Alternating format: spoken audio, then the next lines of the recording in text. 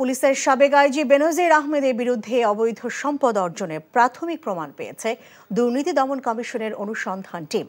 এমনটা জানিয়ে দুদক আইনজীবী খুরশিদ আলম খান জানান, এখন বেনজিরের বিরুদ্ধে মামলার বিষয়ে সিদ্ধান্ত নেবে এই কমিশন। তবে মামলা করার মতো যথেষ্ট তথ্য উপাত্ত হাতে এসেছে বলেও জানিয়েছেন তিনি। রিপোর্টে আরও জানাচ্ছেন হাসান জাবেদ। এখন জন্ম সনদ দিয়ে খোলো বিকাশ স্টুডেন্ট অ্যাকাউন্ট, নিজের বিকাশ নিজে কর। সাবেক আইজিপি বেনজির আহমেদ ও তার পরিবারের সদস্যদের বিরুদ্ধে অবৈধ সম্পদ অর্জনের অভিযোগ ওঠায় অনুসন্ধানের সিদ্ধান্ত নেয় দুর্নীতি দমন কমিশন, যা বর্তমানে চলমান আছে। ইতিমধ্যে বেনজির ও তার স্ত্রী এবং 2 মেয়েকে জিজ্ঞাসাবাদের জন্য নোটিশ পাঠানো হয়েছে। এরই মধ্যে অনুসন্ধানে বেনজিরের বিরুদ্ধে অবৈধ সম্পদ অর্জনের প্রমাণ পাওয়া গেছে বলে জানান দুদকের আইনজীবী।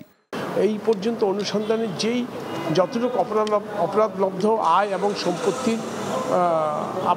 আপনার পাওয়া গিয়েছে, তাতে ভিত্তি করে ইচ্ছা করলে দুর্নীতি দমন কমিশন মামলা করতে আইনগত কোনো বাধা থাকে না। তবে এটা কখন করবে, কিভাবে করবে, এটা দুর্নীতি দমন, এটা কমিশনের এখতিয়ার, কমিশন এটা সিদ্ধান্ত নেবে।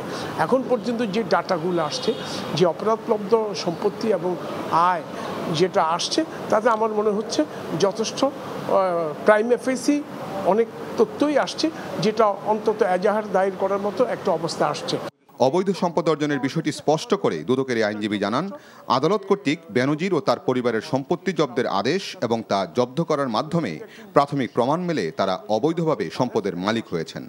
ব্যাংক অ্যাকাউন্ট জব্দ করা হয়, অপরাধলব্ধ সম্পদ জব্দ করা হয় যখন দেখা যাচ্ছে এখানে অপরাধের আলামত পাওয়া যায়। অপরাধলব্ধ আয়, অপরাধলব্ধ সম্পত্তির আলামত পাওয়া গেছে বলেই কিন্তু জব্দ করেছে, এবং দুদক চাইলেই কিন্তু আদালত জব্দ করতে বাধ্য না। সেটা আদালতের কাছেও প্রতীয়মান হয়েছে। এটা যদি আমরা জব্দ এই মুহূর্তে না করি, পরবর্তীতে এটা রাষ্ট্র বরাবরে বাজেয়াপ্ত করা যাবে না।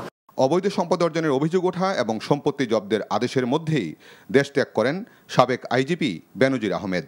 Hasan Jabed, NTV news, Dhaka. এখন জন্ম সনদ দিয়ে খোলো বিকাশ স্টুডেন্ট অ্যাকাউন্ট, নিজের বিকাশ নিজে কর।